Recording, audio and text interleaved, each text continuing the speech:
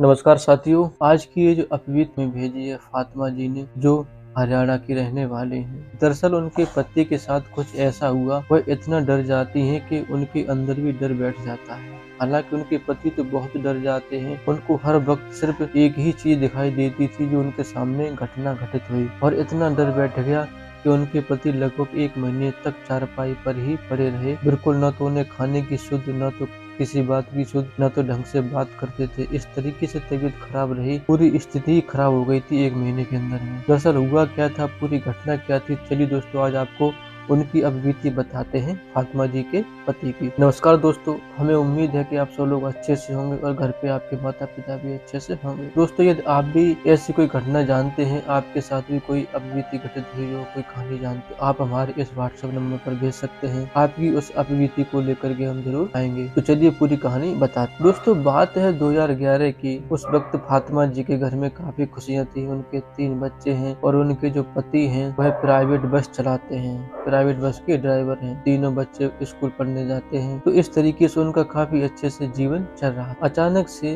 2012 में उनके साथ एक ऐसी घटना घटित हो जाती है उनके पति के साथ कि वहीं से उनका जीवन खराब होने लगा। व्यवस्थित व्यवस्था जो थी घर की, स्थिति बिगड़ने लगी। कुछ ऐसी घटना घटित हुई उनके पति के साथ जो आज तक डर उनके जहन से नहीं निकल पाता है। हालांकि वह आज भी सत्य के साथ में जाते हैं, प्रभु से वंदना प्रार्थना करते हैं, लेकिन कभी कभार जब वह सीन अपने दिमाग में दोहराते हैं तो उस सीन की वजह से वह आज भी डर जाते हैं। दोस्तों सर्दियों का समय था, ठंड इतनी पड़ रही थी कि 2-2, 3-3 स्वेटर पहनने के बाद भी ठंड नहीं बच पा रही थी। हालांकि उस वक्त जब वह बस चलाते होंगे तो कितनी ठंड लगती होगी, आप भी सोच लो, बहुत ठंड लग रही होगी। शाम का समय था, सर्दियों का रात थी, तो एक दिन वह सवारी को छोड़ करके बस को लेकर के अपने घर आ रहे थे। घर काफी दूर था और साथ में कंडक्टर भी बस में बैठा हुआ था, तो काफी स्पीड से लेकर के बस आ रहे। तो काफी दूर आ जाने के बाद जो है ना, कंडक्टर को टॉयलेट लगी, तो ड्राइवर ने बस को रोका, रास्ते में ही रोक ली और उसे पेशाब करने के लिए भेज दिया। तो कुछ देर बाद जब पेशाब करके गाड़ी में आकर के बैठ जाता है, फिर से ड्राइवर गाड़ी चालू करता है और चल देता है। तो जैसे ही ड्राइवर ने गाड़ी को थोड़ा स्पीड किया होगा और थोड़ी दूर ही चला होगा कि अचानक से सामने से एक बहुत लंबा आदमी दिखाई देता है। इतना लंबा आदमी कि उसकी लगभग बस के बराबर उसकी हाइट थी और बहुत लंबे लंबे हाथ थे, दांत भी बहुत बड़े बड़े निकल रहे थे और एक हाथ में तलवार लेकर के सामने से ही दौड़ के आ रहा था। ये सब देख करके ड्राइवर ने वहीं पर एकदम से ब्रेक लगा दी डर की वजह से। तो ब्रेक भी इतनी तेज लगे कि सामने बगल में ही एक पेड़ था, उस पेड़ में बस जाकर के टकरा जाती है। जब बस टकराती है तो वे दोनों लोग उस बस से बाहर गिर पड़ते हैं। काफी दोनों लोगों को चोटें आई और वहीं से एकदम सन्न में वो उठे और इधर उधर देखा उन्होंने तो कुछ दिखाई नहीं दिया। हालांकि बहुत डर गए थे दोनों लोग।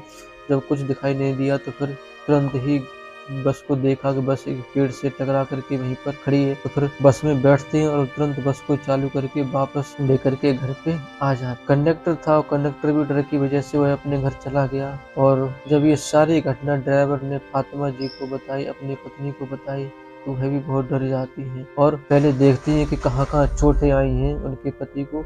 तो देखने के बाद फिर उन्होंने जो मरहम थोड़ी बनाई उस मरहम को लगा दिया और कहा कि सुबह चलेंगे डॉक्टर के पास, अभी थोड़ा आराम कर लो। ठंड भी बहुत लग रही थी, तो 2-2 रजाई ओढ़ने के बाद भी ठंड नहीं निकल पा रही थी और वह बहुत घबरा रहे थे। जो आदमी देखा था ना, उसी सीन को बार बार वह अपनी आंखों के सामने देख रहे थे और अपनी पत्नी को बता रहे थे कि देखो ये आदमी यही। इतना डर बैठ गया था उनके पति के अंदर। पत्नी बार बार उन्हें समझा रही थी कोई बात नहीं, अब वो आप वहाँ देखा है तो वही होगा, यहाँ घर पे नहीं आया है, आप इतना क्यों डर रहे हो, सुबह हम किसी तांत्रिक के पास चलेंगे, आप इतना मत डरो। काफी देर समझाने के बाद फिर उसका पति वहीं पर चुपचाप सो गया। सुबह हुई तो सुबह फिर से बस वही सीन उसे दिखाई दे रहा था बार बार। वही लंबा आदमी, बड़े बड़े हाथ और मुंह में बड़े बड़े दांत और हाथ में तलवार लिए उसकी तरफ आ रहा है। अपनी पत्नी को बार बार बता रहा था और बच्चों को भी बता रहा था। ये सब सीन जब उनकी पत्नी ने बार बार सुना तो पत्नी भी डर गई और बच्चे भी बहुत डर जाते हैं। फिर उनकी पत्नी जो है ना, एक बगल में जो तांत्रिक रहते हैं उन्हीं के मोहल्ले में उनके पास, तो तांत्रिक ने कुछ तंत्र मंत्र किया और झाड़ पूछा कर दिया और कहा कोई बात नहीं, ये ठीक हो जाएंगे। इनके अंदर वही सीन बैठ गया है, वह घबरा रहे हैं बार बार, आप इनको थोड़ा बाहर कहीं घुमाने ले जाओ या फिर इनको कुछ ऐसा दिखाओ जिससे इनका दिमाग वहाँ से हट जाए। लेकिन दिमाग वहाँ से नहीं हट रहा था, बार बार बस वही सीन उनको नजर आ रहा था। लगभग 10 से 15 दिन बीत जाते हैं, लेकिन फिर भी वह उस डर से बाहर नहीं निकल पा रहे थे। बच्चे भी बहुत डरे हुए थे और पत्नी भी बहुत डर जाती है कि अब करे तो क्या करे, घर की स्थिति बहुत खराब हो रही है, दिन पे दिन कमाने वाले यही थे तो अब कमा नहीं पा रहे हैं और इनको ऐसा डर बैठ गया है, पता नहीं भूत का चक्कर है कि क्या बात है, कुछ समझ में नहीं आ रहा है। तो फिर उन्होंने उस तांत्रिक को छोड़कर के दूसरे तांत्रिक के पास जाते हैं। वहाँ से भी उन्हें कुछ आराम नहीं मिला। जब वहाँ से कुछ आराम नहीं मिला, फिर वह डॉक्टर की शरण पकड़ते हैं। जब डॉक्टर के यहाँ जाते हैं तो डॉक्टर ने देखा, तो डॉक्टर ने भी फिर कुछ जो चोटें थी उसकी दवाई दे दी और जो दिमाग बार बार उनका जो अंदर घबराहट बढ़ रही थी उसकी दवा दे दी और कहा कि इनको थोड़ा आराम करने दो और इनका दिमाग थोड़ा बातों में उलझाओ और तब इनको आराम मिलेगा, वरना ये बार बार वही बात सोचेंगे तो उनके अंदर से डर नहीं निकलेगा। तो इस तरीके से लगभग 10-15 दिन और बीत जाते हैं, तो फिर भी उनके अंदर से वो डर नहीं निकल रहा था। बस उनको वही आदमी दिखाई दे रहा था कि देखो वह भूत दिखाई दे रहा है, ये मुझे मार देगा, मुझे मार देगा, मुझे बचा लो। बस यही सीन बार बार ये दोहरा रहे। जब इनको कहीं किसी तांत्रिक से आराम नहीं मिला, किसी डॉक्टर से आराम नहीं मिला, तो फिर इनके परिचित के एक व्यक्ति हैं इन्हीं ड्राइवर के, तो उन्होंने कहा कि वो जो हिंदू हैं और ये मुस्लिम है, तो वह नारायण साखरे जी के सत्य के साथ में जाते हैं। तो उन्होंने इनको सलाह दी, इनकी पत्नी को कहा कि आप ऐसा करो, जब इनको आराम नहीं मिल रहा तो आप इनको मेरे साथ में एक बार प्रभु के सत्य के साथ में लेकर चलो, शायद वहाँ इनको जरूर आराम मिलेगा, इनके अंदर से डर निकल जाएगा। तो पत्नी के पास कोई और चॉइस नहीं थी, कोई विकल्प नहीं था कि आखिर जाए तो जाए कहाँ, कहाँ लेकर के जाए, घर वाले इतना कोई साथ दे नहीं रहे। तो फिर अपने पति को लेकर के वह उस व्यक्ति के साथ नारायण साखरे जी के सत्य के साथ में चले जाते हैं। वहाँ पर उन्होंने प्रभु के वचनों को अच्छी तरीके से अपने जहन में डाला, दिलो दिमाग में, और अपने पति को भी वही बातें सुनवाई। तो फिर उनको कुछ ऊर्जा महसूस हुई, उनके पति को थोड़ी एनर्जी से उनको लगा कि शायद मेरे अंदर कुछ शक्ति आ गई, कुछ एनर्जी आ गई और मैं ठीक हो सकता हूँ।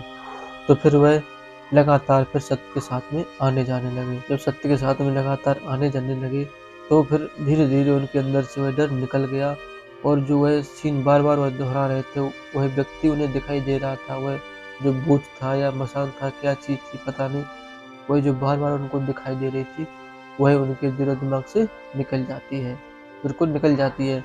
लेकिन जब 1 साल तक वो सत्य के साथ में गए, फिर उन्होंने सत्य के साथ में जाना छोड़ दिया। लगभग 2-3 साल तक फिर नहीं गए। जब 3 साल तक सत्य के साथ में नहीं गए तो फिर से उनके अंदर डर सा बैठने लगा, वही सीन फिर से नजर आने लगा। जो भूत ने वो वहाँ दिखाई दिया था, बड़े बड़े हाथों वाला बहुत लंबा आदमी, वही फिर से दिखाई देने लगा। वो दरअसल हुआ यूँ कि इन्होंने सत्य के साथ में जाना छोड़ दिया था। इस वजह से इनके अंदर फिर से वही चीज़ दिखने लगी। जब फिर से वही दिखने लगी तो उनकी पत्नी ने समझाया कि आपने गलत किया, आप सत्य के साथ में जाते रहते तो ठीक रहता। अब मेरे पास भी इतना टाइम नहीं है, आप तो गाड़ी चलाते हो, कभी-कभार टाइम मिले तो चला जाया करो।